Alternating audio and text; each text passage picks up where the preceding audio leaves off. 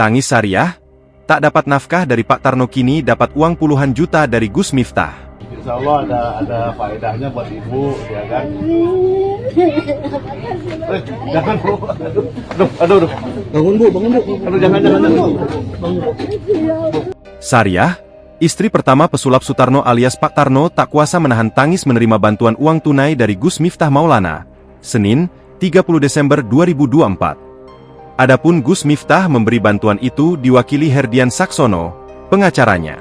Sariah tinggal di kawasan Semper, Jakarta Utara.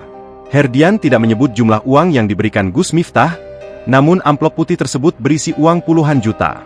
Bantuannya cuma puluhan juta rupiah, ucap Herdian. Sariah diberi bantuan uang karena lebih membutuhkan daripada Pak Tarno. Menerima uang tersebut, Sariah tak kuasa menahan tangisnya. Sariah pun mengaku tak pernah menerima uang sebanyak itu. Makasih bantuannya, saya belum pernah menerima duit sebanyak ini, kata Sariah menangis. Sebagaimana diketahui, kehidupan Pak Tarno kembali jadi sorotan setelah viral berjualan ikan cupang sambil duduk di kursi roda.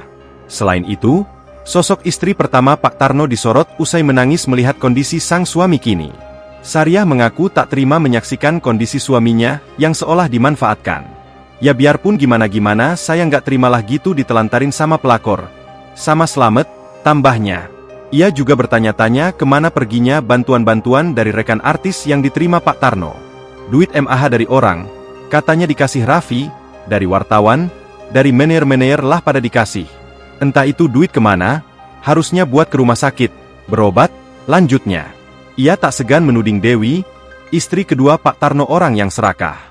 Ini orang baru ini MAH orang serakah, nggak tahu diri, keluh Sariah kesal. Download Tribun X sekarang, menghadirkan lokal menjadi Indonesia.